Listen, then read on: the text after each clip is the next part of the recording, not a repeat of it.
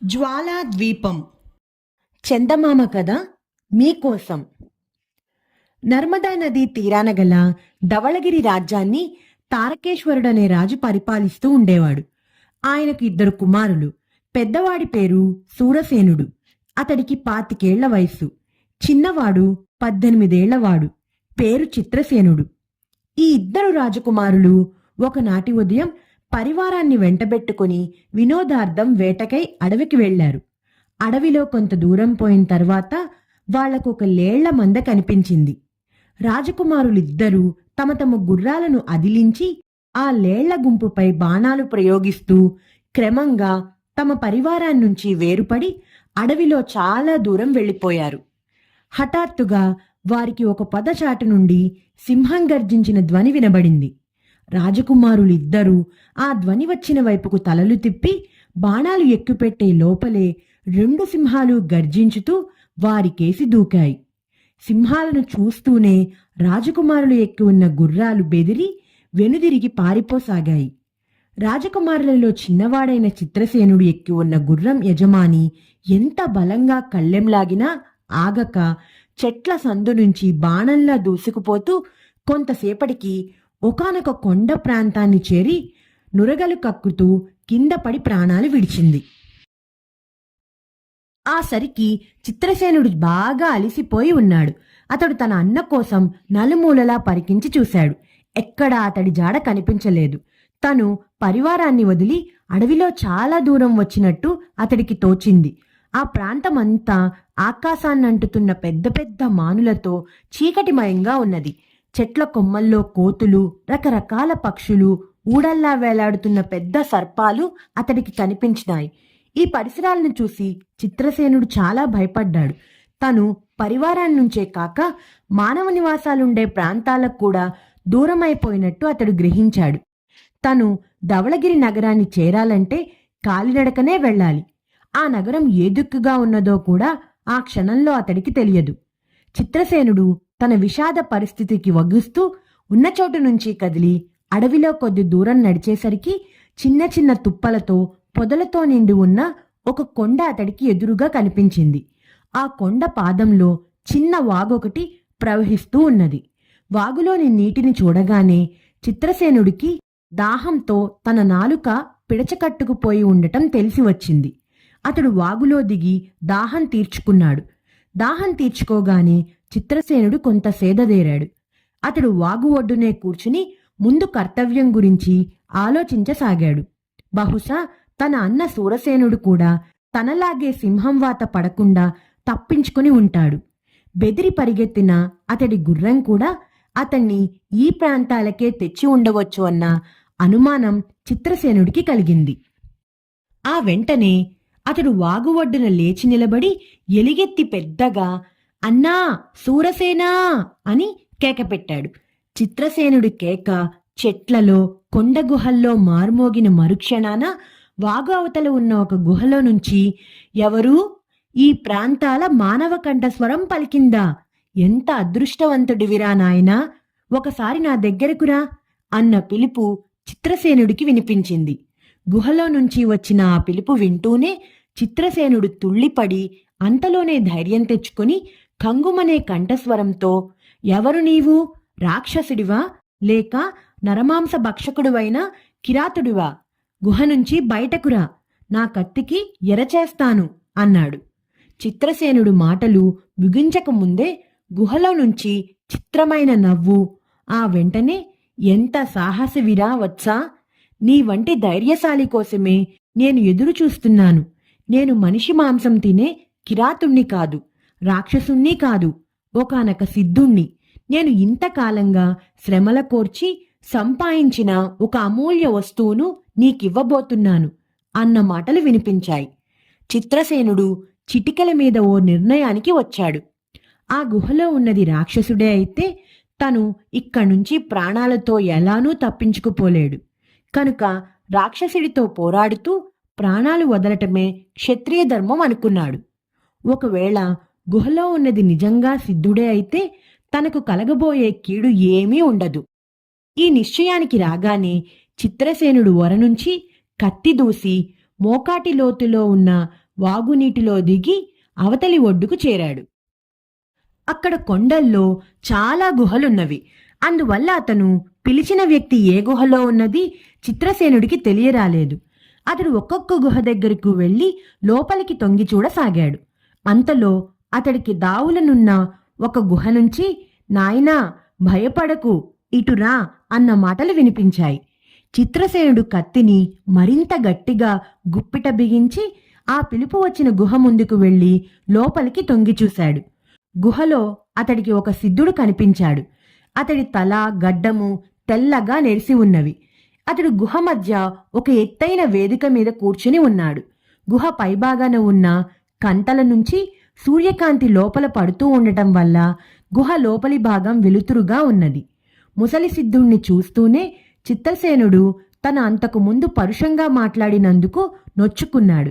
అతడు కత్తిని వరలో పెట్టి సిద్ధుణ్ణి సమీపించి నమస్కరిస్తూ మహాత్మా నన్ను క్షమించవలసిందిగా వేడుతున్నాను అన్నాడు ఎంతో వినయంగా. చిత్రసేనుడి మాటలకు సిద్ధుడు చిరునవ్వు నవ్వి నాయనా నువ్వు సుక్షత్రియుడిలా కనిపిస్తున్నావు. 60 సంవత్సరాల నా తపశ్శక్తినంతా ధారపోసి ఒక అపూర్వ వస్తువును సాధించాను. కాని దాన్ని అనుభవించే యోగ్యత నాకు లేదు. నేను దాన్ని సాధించే ప్రయత్నంలో ముసలివాణ్ణైపోయాను. నాకీ రాత్రి అష్టమచంద్రుడు అస్తమించే సమయాన మరణం సిద్ధించునున్నది.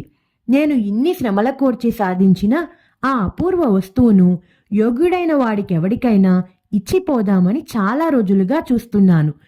నా తుది ఘడియల్లో నీ అదృష్టం నిన్ను నా దగ్గరకు లాక్కొచ్చింది.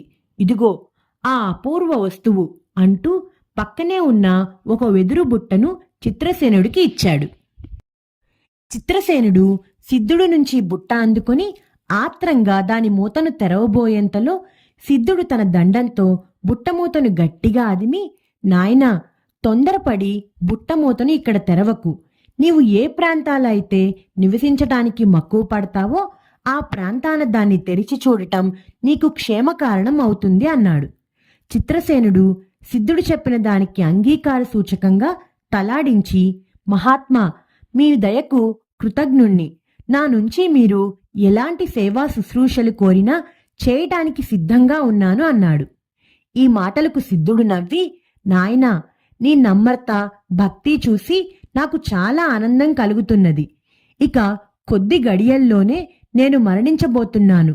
అలాంటి నాకు నీవు చేయగల సేవ ఏమీ లేదు. కాని నీకు ఒక్క చిన్న పని మాత్రం చెప్తున్నాను. నీవు గుహ నుంచి బయటికి వెళ్ళిన తర్వాత గుహకు తూర్పు వైపున కోణాకృతిలో ఉన్న రాతిని కిందకు లాగు. అదే నీవు చేయగల ప్రత్యుపకారం అన్నాడు. చిత్రసేనుడు సిద్ధుడికి నమస్కరించి గుహ నుంచి బయటకు వచ్చి అతడు చెప్పిన రాతిని 2 చేతులతోనూ బలంగా పట్టి కిందకు లాగాడు.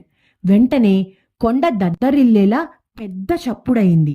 గుహ ముందు భాగాన్ని పైనుంచి జారిపడిన ఒక బల్లపరుపు రాయి గుర్తు తెలియని విధంగా కప్పేసింది. చిత్రసేనుడు అక్కడ కొద్దిసేపు నిలబడి తరువాత వాగు దాటి అరణ్యంలో ప్రవేశించాడు. తన నగరం చేరాలంటే ఏ దిక్కుగా పోవాలో అతడికి తెలియదు. ఆ కారణంగా అతడు చెట్లలో సునాయాసంగా నడవటానికి అనువైన మార్గాల గుండా నడవసాగాడు. ఇలా కొంతసేపు నడిచేసరికి సూర్యుడు పడమటి దిక్కుకు వాలటం కనిపించింది. క్రమంగా అతన్ని ఆకలి దహించసాగింది. ఆయాసపడుతూ చిత్రసేనుడు అడవిలో మరికొంత దూరం నడిచి అంతగా చెట్లు లేని ఒక ఎత్తైన ప్రదేశాన్ని చేరాడు. అక్కడ కొంచెంసేపు విశ్రాంతి తీసుకున్న తర్వాత హఠాత్తుగా అతడి దృష్టి భుజాన వేలాడుతున్న బుట్ట మీదికి ప్రసరించింది. అందులో ఉన్నదని సిద్ధుడు చెప్పిన ఆ అపూర్వ వస్తువు ఏమిటో చూడాలన్న కోరిక అతడికి కలిగింది. ఆ క్షణాన చిత్రసేనుడికి సిద్ధుడు చేసిన హెచ్చరిక గుర్తుకు రాలేదు. అతడు భుజాన్నుంచి బుట్టను కిందకి దించి దాని మూతని పైకెత్తి ఆత్రంగా లోపలికి చూశాడు. వెంటనే అతడి కళ్ళలో మెరుపు మెరిసినట్టయింది. చిత్రసేనుడు కళ్ళు మూసి తిరిగి తెరిచేసరికి ఎదురుగా చెట్లలో ఆకాశాన్నంటుతున్నట్టున్న పెద్ద భవనం ఒకటి కనిపించింది. ఈ అద్భుత దృశ్యం చూసి చిత్రసేనుడు శిలాప్రతిమలా అయిపోయాడు. ఆ మరుక్షణం అతడికి సిద్ధుడు చేసిన హెచ్చరిక గుర్తుకొచ్చింది. అయ్యో నేనెంత మూర్ఖుణ్ణి! ఈ మహారణ్యం మధ్య ఈ దివ్య భవనం నాకెందుకు పనికి వస్తుంది? అదే ధవళగిరి నగరంలో ఉన్నట్లయితే ఎంతగా రాణించేది. నా బుద్ధిహీనత వల్ల సిద్ధుడు చేసిన ఇంత మేలు అరణ్యం పాల్చేశానే అంటూ దుఃఖపడసాగాడు. ఆ స్థితిలో ఉన్న చిత్రసేనుడికి అరణ్యం మధ్య నుంచి పెడబొబ్బలు వినిపించాయి. చూస్తూ ఉండగానే చెట్లు పెనుగాలి తగిలినట్టు ఊగసాగాయి. చిత్రసేనుడు ఆశ్చర్యపడుతూ చుట్టూ చూసేంతలో అడ్డం వచ్చిన పెద్ద పెద్ద చెట్లను చేతులతో పడదోస్తూ ఒక రాక్షసుడు అతడి కేసి రావటం కనిపించింది. చిత్రసేనుడు లేచి నిలబడి కత్తి దూశాడు. రాక్షసుడు వికటాట్టహాసం చేస్తూ అతన్ని సమీపించి, ఏమిరా కుర్రా, నీ ధైర్య సాహసం! ఈ ఉగ్రాకుణ్ణి చూస్తూనే నరమానవుడైన వాడు ప్రాణాలు వదలటం ఎరుగుదును కాని నీలా కత్తిదూసి నిలబడ్డవాడు ఈనాటి వరకు నాకు తారసపడలేదు అంటూ వెనుదిరిగి వింత భవనం కేసి చూస్తూ, ఆ బొమ్మరిల్లు నీవు కట్టిందేనా అని ప్రశ్నించాడు. అవును అన్నాడు చిత్రసేనుడు తొణక్కుండా. ఆ ప్రత్యుత్తరం వింటూనే ఉగ్రాక్షుడు అహహా అంటూ చెట్ల ఆకులు రాలిపడేలా నవ్వి, ఈ అడవిని నీ ముత్తాత నాటి నీళ్లు పోసి పెంచాడనా నువ్వు అనుకునేది? జాగ్రత్త, ఇది ఉగ్రాక్షుడి అడవి. నా అనుమతి లేకుండా దీని మధ్య ఇల్లు కట్టావు గనక నిన్ను, ఆ ఇంటిని కట్టకట్టి ఆ కొండ అవతలికి విసిరేస్తాను అంటూ వంగి చిత్రసేనుణ్ణి పట్టుకోబోయాడు. చిత్రసేనుడు రాక్షసుడికి అందకుండా తప్పుకొని, తొందరపడకు ఉగ్రాక్ష, నేనిక్కడ ఇల్లు కట్టినందువల్ల నీకొచ్చిన నష్టమేమిటి? కావాలంటే ఆ ఇల్లు నీకు వదిలి నా దారిన నేను పోతాను అన్నాడు. అదేం కుదరదు. నా అడవిలో నన్ను ధిక్కరించి ఇల్లు కట్టావు. నీవు ప్రాణాలతో బయటపడాలంటే నేనడిగేదానికి ఒప్పుకోవాలి అన్నాడు ఉగ్రాక్షుడు. ఏమిటది అని ప్రశ్నించాడు చిత్రసేనుడు. నువ్వీ ఇంట్లోనే సుఖంగా బతుకు, నాకు అభ్యంతరం లేదు. నీకు పుట్టబోయే పిల్లల్లో పెద్దవాణ్ణి 18వ ఏడు రాగానే నా వరం చెయ్యి అన్నాడు ఉగ్రాక్షుడు. రాక్షసుడి కోరిక చిత్రసేనుడికి చాలా వింతగా కనిపించింది. తనకింకా పెళ్లే కాలేదు. అలాంటప్పుడు రాక్షసుడు అడిగిన దానికి సరేనంటే పోయేదేమిటి? తను కనీసం ప్రాణాలతోనన్నా ఇక్కడ్నుంచి బయటపడొచ్చు. చిత్రసేనుడు ఇలా ఆలోచించి, ఉగ్రాక్ష, నీవడిగిన దానికి ఒప్పుకుంటున్నాను. నా పెద్ద కొడుకు 18వ ఏడు రాగానే నువ్వొచ్చి వాణ్ణి నిరభ్యరంతంగా తీసుకుపోవచ్చు అన్నాడు. రాక్షసుడు ఈ ప్రత్యుత్తరం విని పొంగిపోతూ, అయితే నిన్ను ప్రాణాలతో వదులుతున్నాను, ఇచ్చిన మాట నిలుపుకో అంటూ వెళ్ళిపోయాడు. ఈ కథ మీకోసంలో ఈ కథ మీకు నచ్చిందా పిల్లలు? నచ్చినట్లయితే లైక్ చేయండి, షేర్ చేయండి, కామెంట్ చేయండి, ఇంకా సబ్స్క్రైబ్ కూడా చేసుకోండి. గంట కొట్టని వాళ్ళు కూడా గంట కూడా కొట్టండి.